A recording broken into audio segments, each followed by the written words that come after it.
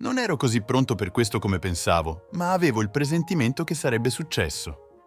Era chiaro dalla sua mancanza di cura, affetto e rifiuto di starmi vicino. Si era stancata di essere mia moglie, aveva avuto una relazione o ci stava pensando. Ho deciso di lasciarla andare e negli ultimi mesi sembrava a posto con questo. Quello che non capivo era perché non se ne andasse semplicemente. Perché trascinare la situazione? Di addio e vai avanti. Non ho trasferito nessun denaro perché non ne avevamo molto. Vivevamo in una casa senza debiti solo perché apparteneva a mia nonna e ci siamo trasferiti dopo che è morta. Anche allora ho notato alcune cose che non mi piacevano. Ho parlato con i miei genitori e hanno accettato di mantenere la casa a loro nome per almeno un anno, solo per essere prudenti. Avevamo una nostra casa, ma la banca ne possedeva la maggior parte. Ci abbiamo vissuto per 6 anni prima di Sandy. Una notte ha bevuto troppo vino e si è addormentata lasciando le candele accese. Una era troppo vicina alle tende. L'allarme antincendio l'ha svegliata e lei è uscita in sicurezza, ma il soggiorno era già in fiamme. I vigili del fuoco sono arrivati più o meno quando sono arrivato io. Ho detto loro che avevo armi e munizioni in casa. Dopo aver sentito alcuni colpi, si sono ritirati e hanno lasciato bruciare la casa. Uno dei miei migliori amici era il capitano di quella stazione e ha scritto nel rapporto che l'incendio era troppo avanzato quando sono arrivati, il che ha aiutato con la richiesta di assicurazione. Apparentemente la polizza non copriva la stupidità, perché ci hanno pagato, lasciandoci una somma pulita di circa 30.000 euro. Era più di quanto pensassi avremmo ottenuto, quindi l'abbiamo presa e ci siamo trasferiti nella casa di mia nonna. Avevamo ancora circa 20.000 euro rimasti e lei avrebbe avuto la metà di quello, abbastanza per iniziare a vivere in un appartamento decente. Sarei rimasto dov'ero. Ho fatto qualche altra cosa e se ci fossimo separati, lei sarebbe stata molto delusa. Come ho detto, me lo aspettavo, solo non mi aspettavo che fosse così fredda. Lavoravo in un turno diverso, le mie ore di lavoro erano più tardi delle sue. Era inverno e faceva buio presto nella mia zona. Quando sono arrivato a casa, la sua macchina non era in garage e la luce del portico era spenta. Sono entrato chiamando il suo nome, ma non ha risposto. L'ho trovata alla toeletta che si truccava. Indossava un vestito nuovo, non il tipo a cui ero abituato, più corto e con una scollatura più profonda. Sono rimasto lì per alcuni minuti mentre lei mi ignorava. Ho chiesto: stiamo andando da qualche parte? Lei ha detto: no, ho un appuntamento. Si aspettava che mi arrabbiassi, ma non l'ho fatto. L'ho solo fissata finché non si è innervosita. Ha ripetuto: mi hai sentito? Ho un appuntamento. Ho detto: no. Lei ha guardato confusa. Cosa? Ho detto: no, puoi uscire e dormire con chi vuoi, ma solo dopo che te ne sarai andata. Presenterò i documenti il prima possibile, ma non lo farai mentre viviamo sotto lo stesso tetto. Perché non fai le valigie e stai da qualche altra parte per qualche giorno? Dammi il tempo di capire le cose e poi possiamo parlare di come dividere tutto. Ha riso, suonando quasi come un corvo. Non me ne vado, mi piace questa casa e quando sarà mia la decorerò come voglio. Se dimostri di essere debole, otterrò la maggior parte dei soldi quando dovremo vendere. Fai un favore a entrambi e trasferisciti dai tuoi genitori finché non sistemiamo questa faccenda. No, devi andartene tu. Oh, me ne andrò tra circa 30 minuti. Non tornare qui quando sarò di ritorno o chiamerò la polizia. Sono sicura che posso inventare qualcosa per farti cacciare. Ho sentito che ti trattengono per 48 ore per violenza domestica. Penso che per allora avrò cambiato le serrature e ottenuto un ordine restrittivo. Era un po' scossa quando ho sorriso. Qualunque cosa tu pensi, non farlo. Sono seria, Henry, è deciso, e ora se vuoi scusarmi, devo sistemare questo rossetto. Questo rosso brillante deve essere della tonalità perfetta, dovrebbe abbinarsi all'anello alla base, non credi? Ho semplicemente sorriso e lasciato la camera da letto. Sapevo che non avrebbe avuto il coraggio di chiedergli di venirla a prendere, quindi probabilmente stava pianificando di incontrarlo. Sono andato in garage e ho preso la mazza da baseball in alluminio che usavo in estate.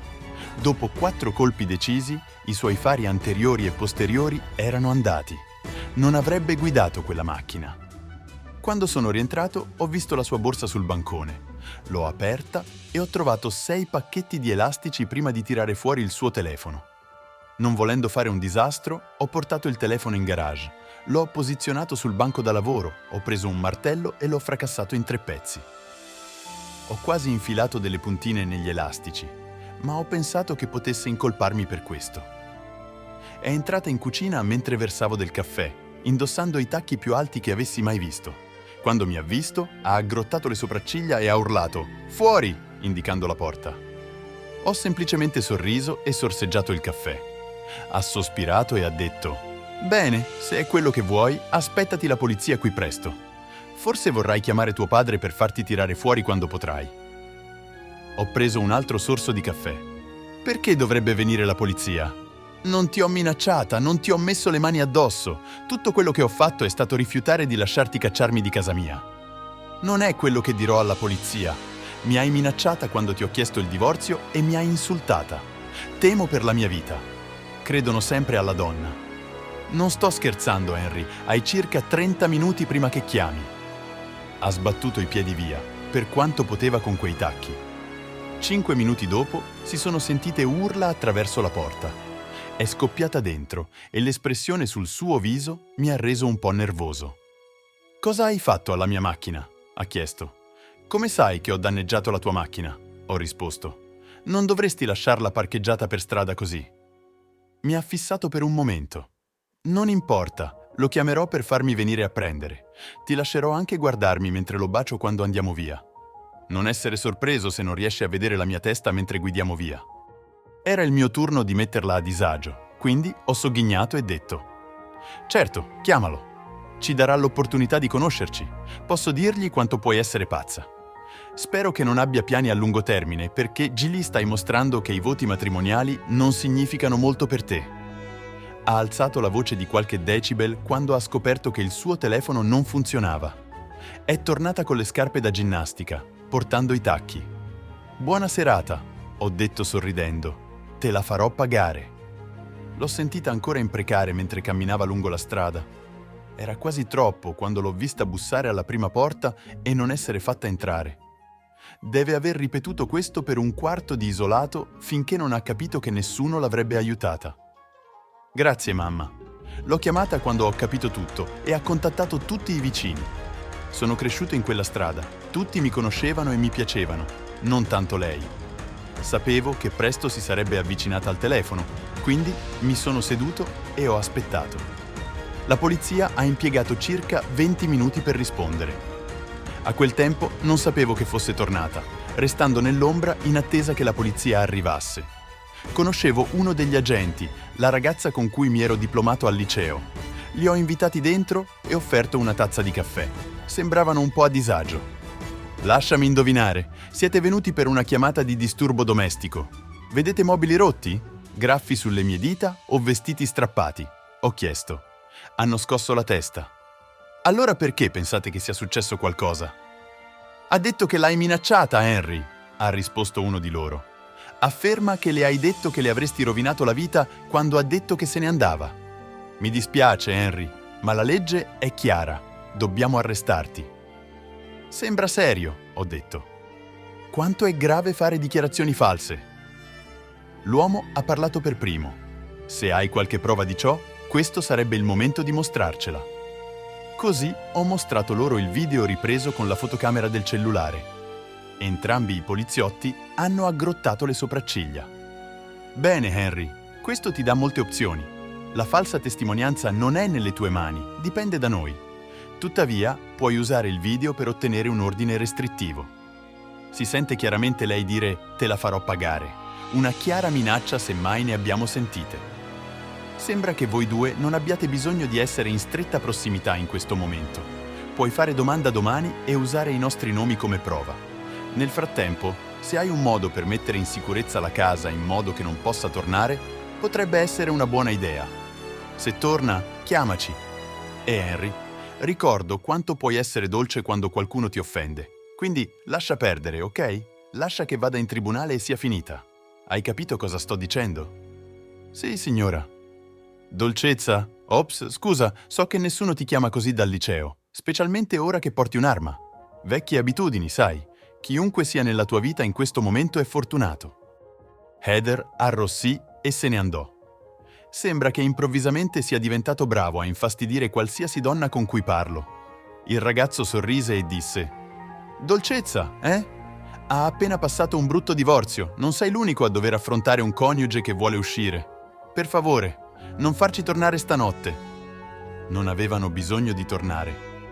Mentre parlavo con i poliziotti, la mia adorata moglie si è intrufolata in garage con l'idea brillante di prendere la mia macchina. Il difetto in questo piano era che aveva lasciato le sue chiavi sul tavolo della cucina e non poteva entrare con la polizia lì, e poi li ha visti. Ho sempre tenuto un set di chiavi del mostro sul banco da lavoro. Così lo chiamava quando l'ha visto per la prima volta. Era un vecchio ma in perfette condizioni SUV a trazione integrale del 1989. Penso che potresti mettere entrambe le nostre altre auto dentro. Lo usavamo solo quando avevo bisogno di trainare qualcosa con il mio rimorchio. 2 o 3 volte in estate per trainare il pontile di un amico per la pesca e come spazzaneve. Quello che non aveva previsto era che avevo disconnesso la catena dell'apriporta del garage nel caso fosse successo esattamente questo, per impedirle di entrare. Ha avviato la bestia, il rumore era incredibilmente forte nel piccolo garage. Ha premuto l'apriporta del garage e ha aspettato, pensando che si fosse aperto completamente. Poi ha rilasciato la frizione cercando di andarsene rapidamente. Avrebbe dovuto accendere la luce perché non si è resa conto che la porta non era completamente aperta. La porta del garage non poteva gestire la potenza del motore 450 o la forza della marcia bassa dell'auto. Si è schiantata all'indietro con un forte stridio di metallo, proprio contro la parte anteriore di un'auto della polizia. L'ha colpita abbastanza forte da spingere l'auto indietro di alcuni piedi, causando molti danni. Heather si è avvicinata alla portiera dell'auto mentre il veicolo esplodeva fuori dal garage. È stato un pelo, solo 5 secondi in più e avrebbe potuto finire molto peggio. Il suo partner non è stato altrettanto fortunato. Stava per salire sull'auto di pattuglia quando lei si è schiantata contro di essa e l'impatto lo ha fatto volare a circa 10 piedi lungo il vialetto. Heather, con i suoi capelli rosso fuoco e il temperamento abbinato, non ha perso tempo. Mentre mi precipitavo al piano superiore per controllare l'agente Jones, l'ho vista trascinare mia moglie fuori dall'auto per i capelli, urlando tutto il tempo. Mia moglie, Ginger per chi se lo chiede, era appena cosciente e ha solo gemuto. Dopo averla ammanettata, Heather è corsa alla sua auto e ha chiamato: «Agente a terra, mandate aiuto al 411 di Elm Drive immediatamente». L'agente Jones era incosciente. La maggior parte dell'impatto ha colpito il suo viso ed era abbastanza chiaro che il suo naso era rotto. Ho tenuto delicatamente la sua testa nel caso di lesioni spinali. Così non si sarebbe soffocato con il proprio sangue. Devo aver tenuto la sua testa per circa 20 minuti prima che arrivasse la prima ambulanza. 10 minuti dopo sembrava un'assemblea di polizia. Tutti gli agenti in servizio erano lì. Heather è andata con l'agente Jones all'ospedale dato che la sua auto era fuori uso. Dopo aver dato una dichiarazione al detective e averlo indirizzato a me, Ginger ha avuto un passaggio gratuito in ambulanza anche lei, a causa di alcune contusioni, un paio di ferite dall'airbag e un bel livido. Ho ripetuto tutto questo 4 volte prima che fossero soddisfatti. Essendo una piccola città, conoscevo un paio di poliziotti, incluso il capo, il papà del mio amico. Era il nostro allenatore di baseball quando eravamo al liceo. Ehi, novità sull'agente Jones, coach? Niente di definitivo, Henry, ma per ora non sembra troppo grave. Faranno una risonanza magnetica e una radiografia. L'ho ringraziato e stavo per andarmene quando mi ha richiamato. Solo per informarti, tua moglie sembra stare bene. Se potessi chiamare le accuse contro di lei bene, cioè, come si accusa qualcuno di estrema stupidità? Ecco le conseguenze. Ginger è uscita su cauzione, è andata in banca e ha prelevato 9.999.000 euro, lasciandomi con 1.000 euro. Aveva bisogno dei soldi per ripagare i suoi genitori per la cauzione e per assumere un buon avvocato. Avevo ancora un ordine restrittivo in atto, quindi comunicavamo attraverso i nostri avvocati. Il nostro primo incontro non è andato bene per lei. Avevo i miei genitori e il mio avvocato con me, dato che il loro coinvolgimento era importante per il caso. Il suo avvocato ha elencato le sue richieste. Voleva la casa, o almeno metà del suo valore. Sapevo che aveva fatto un accordo con un amico, un agente immobiliare, per comprare la casa e rivenderla a lei più tardi, usando la sua parte dei soldi per l'acconto. Sapeva che non avrei mai accettato di venderla a lei. Il mio avvocato ha consegnato un documento al suo avvocato. Sembrava sorpreso e Ginger ha urlato: «Cosa?» Il suo avvocato le ha spiegato: «La casa appartiene a suo padre, il suo nome non compare da nessuna parte nei documenti. Non puoi ottenere metà di ciò che non ti appartiene». Era ancora furiosa quando ha enunciato la prossima richiesta. La mia cliente vuole tutti i mobili nuovi in casa. Salotto, sala da pranzo, mobili da tutte le camere da letto, argenteria e nuovi elettrodomestici da cucina. Il mio avvocato ha risposto con altri documenti. Tutto ciò che abbiamo comprato è stato pagato con assegno dal conto di mio padre. Sceglievamo qualcosa, io lo portavo a casa sua, prendevo papà con il suo camion, lui scriveva un assegno e io gli davo i contanti. Tutti i mobili in affitto appartengono al proprietario di casa, quindi niente è nostro da tenere, ma ha accettato di lasciarti scegliere una delle camere da letto, probabilmente per vecchi tempi. Alla fine, quasi tutto ciò che possedevamo era fuori dalla sua portata. Ho riparato la sua macchina il fine settimana successivo e l'ho portata a casa dei suoi genitori, solo per scoprire che erano partiti per pagare la cauzione per la loro figlia. Durante il divorzio, il giudice ha chiamato me e il mio avvocato nel suo ufficio per esaminare i documenti. Ha cercato di nascondere un sorriso, ma non ci è riuscito del tutto. «Ragazzo astuto», ha detto, «l'hai davvero messa al tappeto con quella mossa. Sapevi che sarebbe successo, vero?» ha chiesto. Ho alzato le spalle. Non immaginavo che sarebbe successo esattamente così, ma sapevo che non sarebbe finita bene. Mi stavo solo difendendo secondo le regole. «Mi deve 9.000 di quei soldi che ha preso, ma se firma le carte del divorzio saremo pari», ho detto. Ha borbottato: «Va bene». Tornati in aula, ha detto a Ginger che tutto era documentato e legale e non poteva farci nulla. Ma ho accettato di lasciarle tenere tutti i soldi che ha preso se avesse semplicemente accettato il divorzio. In caso contrario, li avrei richiesti indietro. Era furiosa, ma non aveva scelta. Il giudice ha battuto il martello e sono diventato un uomo libero. Doveva dimenticarsi di me e concentrarsi sui suoi altri problemi. Aver presentato una falsa denuncia alla polizia e aver aggredito un agente con un veicolo. È stata fortunata e ha finito per essere in libertà vigilata per un anno. L'ho incontrata un mese dopo al supermercato. Voleva parlare, così abbiamo ordinato da bere al caffè e ci siamo seduti. Le C è voluto un minuto per trovare la voce. «Perché sei stato così crudele con me?» ha chiesto. «Potrei chiederti la stessa cosa, quando hai deciso di porre fine al nostro matrimonio. Avresti potuto semplicemente lasciarmi invece di rendere gli ultimi mesi così miserabili. E perché hai gettato il tuo appuntamento in faccia a me? Mi conosci abbastanza bene da sapere che non mi sarei semplicemente arreso». Si è seduta in silenzio per un momento prima di rispondere. «Non ero felice e non lo sono stata per molto tempo. Ho odiato quando la nostra casa è bruciata, odiavo trasferirmi qui, odiavo lasciare i nostri amici. Probabilmente è da lì che è iniziato tutto. Guardando indietro, vedo che sei un bravo ragazzo e avrei dovuto semplicemente parlarti. Probabilmente è la cosa più stupida che tu abbia mai detto», ho detto. Neanche io volevo tornare a casa. Mi piaceva dove vivevamo. Se avessi anche solo accennato che volevi restare, avremmo potuto usare i soldi dell'assicurazione per comprare qualcos'altro. Anche dopo essersi trasferiti, avremmo potuto comunque tornare indietro. «Forse era parte di esso», ha detto. «Ma la verità è che volevi andartene. Quindi perché tutto questo dramma alla fine? So che non è stata tutta colpa tua, ma ti ho incolpato per tutto. Non mi importava davvero di nessun altro, volevo solo ferirti. Mi pento di come mi sono comportata. Avevi ragione, avremmo dovuto semplicemente parlarci e separarci amichevolmente». Mi sono alzato e ho concluso. «Bene, è stato illuminante.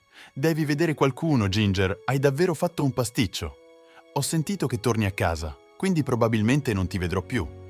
Cerca di vivere una vita migliore. Se ti innamori di qualcun altro, usa ciò che abbiamo passato come lezione». Non ho detto addio, mi sono semplicemente allontanato. L'ho vista di nuovo 4 anni dopo al funerale di un amico. Sembrava quasi la stessa, forse 2 chili in più e con i capelli più lunghi. Mi ha visto e sorriso, ma non abbiamo parlato. Circa 2 anni dopo tutto ciò che è successo, ho incontrato il sergente Dolcezza al poligono di tiro. Abbiamo parlato e ho scoperto che era fidanzata con l'agente Jones, che si era completamente ripreso. Aveva ottenuto una buona somma dalla mia assicurazione auto e pianificava di usarla come acconto per una casa.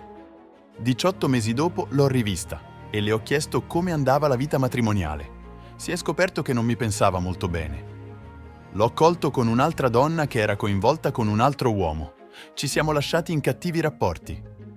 Vorrei sentirmi dispiaciuto per lei, ma non è così semplice. Sembrava sorpresa. «Perché no?» ha chiesto. «Perché ora sei di nuovo libera, spero. Ho sentito che sei diventata detective ora. Puoi usare quell'eccellente potere cerebrale per capire cosa sto pensando?» È arrossita leggermente prima di ridere. «No, sei fortunato. Se mi piaci davvero e sei disposto a trattarmi come merito, potresti scoprire che sono incline a condividere ciò che mi piace davvero con l'uomo giusto. Passa a prendermi alle 7, indossa un abito e non dire sciocchezze. E ora taci e agisci». Mi sono presentato esattamente alle 7 nel mio miglior abito. Non so se sia genetica o allenamento, ma anche se a volte posso essere sciocco, sapevo meglio che lamentarmi. Non l'ho portata a letto fino a quando non ci siamo sposati 9 mesi dopo il nostro primo appuntamento. Tutto quello che posso dire è che ne è valsa la pena. Ora è chiamata Dolcezza. Posso scherzare, ma chiamarla così in pubblico non è lo stesso, anche se le piace quando lo dico in privato. Ginger stava vedendo uno psicologo, ma non so se abbia aiutato.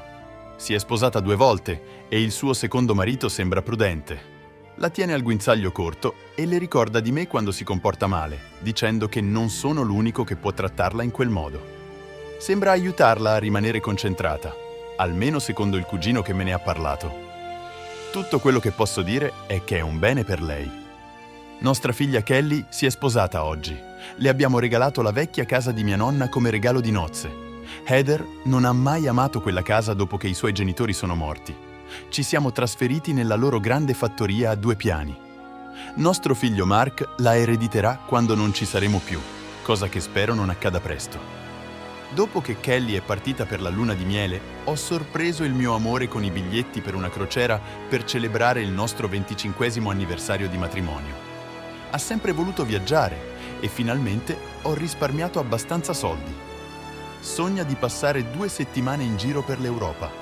Devo andare ora perché il mio amore mi sta chiamando a letto. Sta tenendo un bicchiere d'acqua e una piccola compressa blu. Sembra che sarà davvero una bella vacanza. Cosa avresti fatto al mio posto? Lascia la tua opinione nei commenti. Se ti è piaciuta questa storia di rivincita e rinascita, metti like e iscriviti al canale per non perdere altri contenuti sorprendenti.